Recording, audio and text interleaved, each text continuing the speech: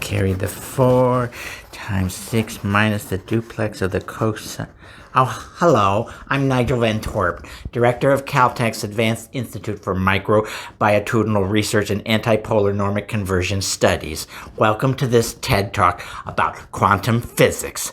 I'm very excited to announce that we have recently had a groundbreaking development that I believe will redefine the very space-time fabric of our planar existence.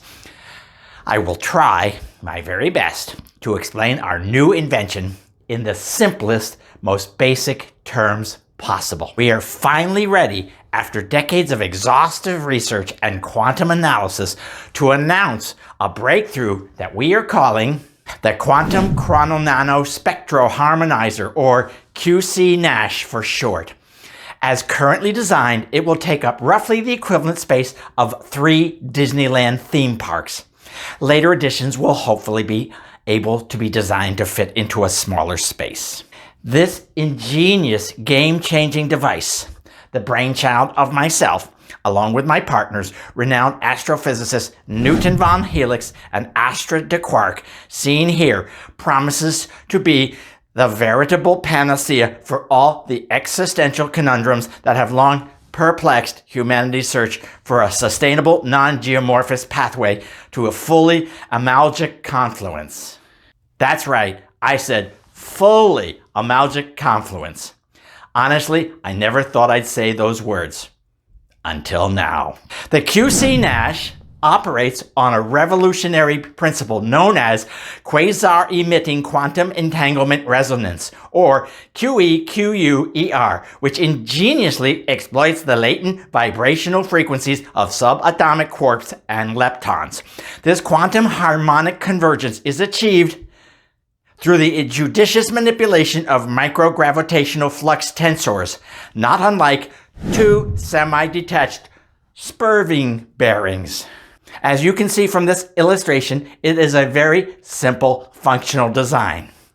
Any questions so far? No? Very good. Frankly, as you can see from this illustration, the QC-NASH is based on a concept so cutting edge that it makes conventional quantum physics look like, well, a game of chutes and ladders. Ha ha. And yet, in some ways, it's so common sense, even a first grader could understand how it works. Assuming that first grader were as smart as Einstein, that is. Smart kid. Not much of a dodgeball player, I must say. One of the most perplexing quandaries that the QC-NASH principle addresses is the age-old mystery of time dilation. I know what you're thinking, but no, I'm not talking about temporal asynchronous time dilation. No, sir.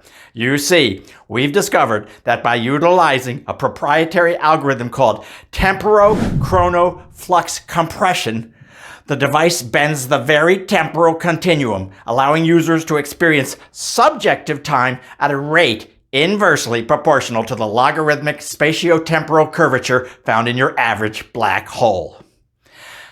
Please stop me if I'm not making myself clear. Any questions? Very good. But that's not the best part. Not by a light year.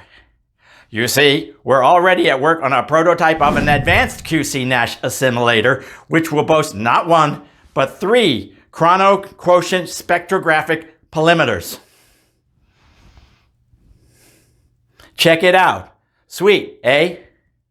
When built, this device will employ a complex array of hyperbolic photoemissive nanocathodes like you see here to help us analyze the intrinsic temporal entropy of any given counter-quantum event in real time. You heard me. In real time. This groundbreaking spectroharmonization machine, once manufactured on a commercially scalable level, will ensure that any family with a net worth of 400 million or more, could afford one for their personal use. Although I'm not sure what exactly they would use it for now that I think about it. But that's a topic for another TED Physics talk. Anyway, when that happens, just imagine the possibilities.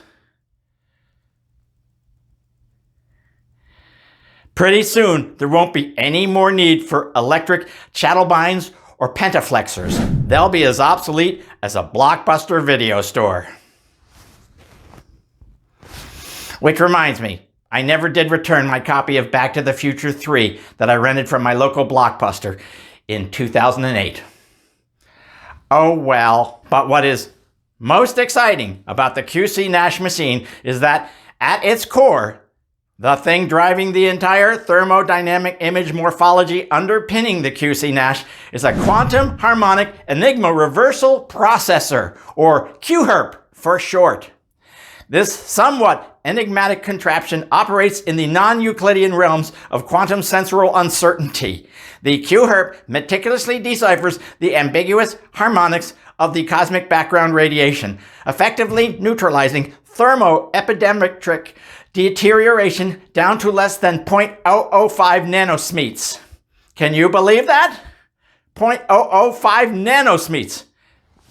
Insane, I know. To augment the device's capabilities, we are recommending the installation of a beta device we are calling the Quantum Cognitive Oscillation Resonator, which you might know as the Q-Core.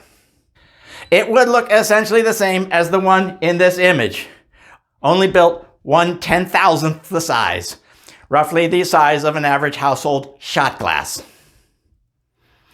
This marvel of archaeobasic virologic integration taps into the cognitive dissonance frequencies of the human brain, thereby subtly influencing decision-making matrix of even the most advanced AI algorithm. And that means one thing. Although at this moment, I'm not quite sure what that one thing is. I'll have to do some more research on that. But one thing is for sure, breakfast will never be the same. In conclusion, the Quantum Chrono Nanospectral Harmonizer, or QC Nash for short, is, we believe, a quantum leap forward in the annals of scientific progress. This miraculous device will reshape our understanding of the universe, not to mention reality. All because of this basic equation that proves its viability.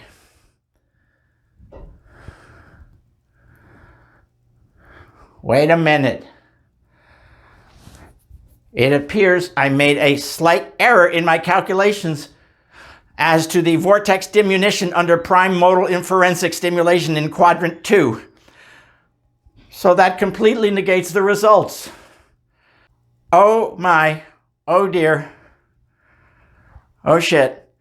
This means that the QC Nash would destroy the planet. Forget everything I just shared. I need to go back to the lab and redo my calculations.